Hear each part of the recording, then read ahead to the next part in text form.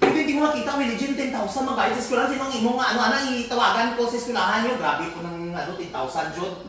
Saan ako manggod dito sa iyang costume? Overall na ka. Uy, grabe po na si... May legit 10,000, diin ka. Uy, tako pa sa imo nga school year nga, nga bayaran 10,000? Oo. Ay mga kalugit, ngayon may meron naman tayong ipaprank kay Tito. Maghihingi tayo sa kanya ng 10K pesos. Kaya gagalitin natin kung ano ba yung reaction ni Tito kung maghihingi ako ng pera sa kanya ng malaki. Kaya tara, sabayan mo. So ngayon, tignan natin kung ano yung reaction ni Tito sa babayaran ng school. Pero wala naman talaga kaming babayaran na sa school, guys. Kaya, gagalitin talaga natin siya kung ano ba talaga yung reaction niya. Oh. Maganda naman yung mood ni Tito ngayon, guys. Nagluluto siya ng ulam, kaya puntahan natin siya doon.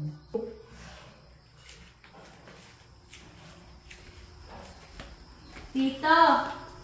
Ano? Mayroon akong sasabihin, Tito. Saan ako talo? Yung ano kasi, meron kaming babayaran sa school. Anong bayaran nga? Ang imong bayaran naman, huli taga-semester naman kagi gamay naman. 10,000. Ano? 10,000. Pag-ilom na religion, 10K mo yung pakul-ulong ron. Pero dinood ito, Tito. Paano ma 10K na? Kay abi, hambalabi ni Sir. Ano daw, magbayad daw kami para daw dito sa sa mga project. Anong 10K religion? Kaya ko dapat ng 10,000. Sa majorit.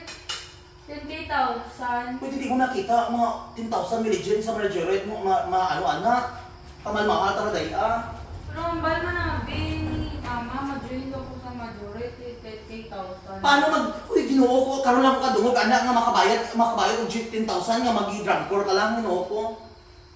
Tito, ang deadline ko na abi namon is tomorrow na. Pag-ilom na religion, sabihan ta ka sa bawron. Tinaka-practice na ako, Tito, sa majorit. Practice na ako. Pwede hindi mo makita, may legit 10,000 magbayad sa eskwelahan. Sinong imo nga, itawagan ko sa eskwelahan nyo. Grabe po ng 10,000 jud. Saan ako manggod, Tito, sa iyang costume? Overall na ka. Uy, grabe po na si... May legit 10,000, diin ka. Uy, tako pa sa imo nga school year nga, nga bayaran 10,000?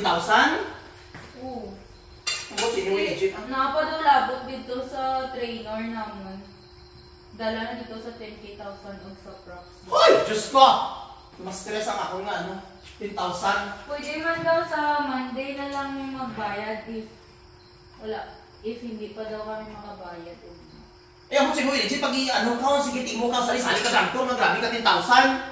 May kitagdan-tagan ko kailangan, kulang pa mga grocery sa balay, ho. Siguro, pamaata ng 10,000, magsali ka dagto, tapos 10,000.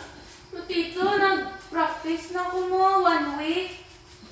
1 week na akong practice sa Pag-ilog na Willie grabe ka, 10,000 jud. Sali-sali ka ko, grabe ka yung mga grabe jud 10,000, di mo makita silang 10,000, magsali ka lang Grand Core. Pila naman ang mga salina, ibutan natin, mga 3, butan natin, masali kang Grand Core, mga 2 plus ng guro na yung bayaran yan. Ikaw, mangmarka jud ka ba? Hindi ka na, Tito, Gabaan jud ka. Mahal ang costume mo, Tita, pila na. Magabaan jud ka. 5'6".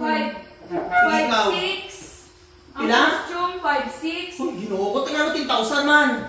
Di mo ganin no, kay mong good missing na sa eskwelahan, ilaban. Pag-ilong mo, sige lang po ka, wala kang di kami nakita sila Gismel, anak, mangigag-isi, ka, magbayad-bayad kay Gismel. At ko ng eskwelahan yung boss, ha? Tagaan di kang Gismel diri. Tagaan di kang Gismel diri, mo, ha? Bantay lang ika karon, bantay lang ika tinikal ka, galagaw-lagaw pa sa Jollibee or sa mall-mall dira. Isulot tagit niya sa sako, bantay lang ikaw. Gismil, grabe kung Gismil nga gawan ta ka pang kuskus ka kuko. Gismil, bantay lang gid ka dalakwat siya ko ha. Bantay lang gid ka. Bantay lang gid ka Willie ka ha. Yeah, tago pa resibo. Maresibo jud mata mo. Tarong ka sa kinabuhi mo. Bantay lang gid ka ha. Yawan mo makita. Ambala mo si mamang mo nga nagbayad kong Gismil ha. Bantay lang gid ka. Ano naman to si mama? Ha?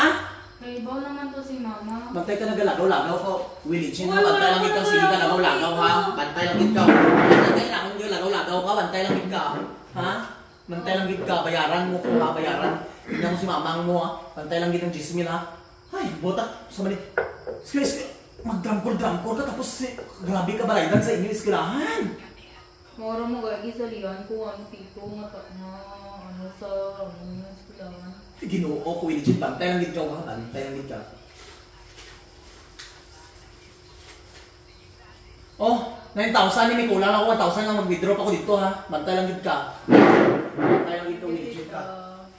Bantay lang ikaw ha. Sali-sali mo drumcore sa una. Huwag ganito drumcore. Do mga ano ka mo. O kamo pa, ano pa?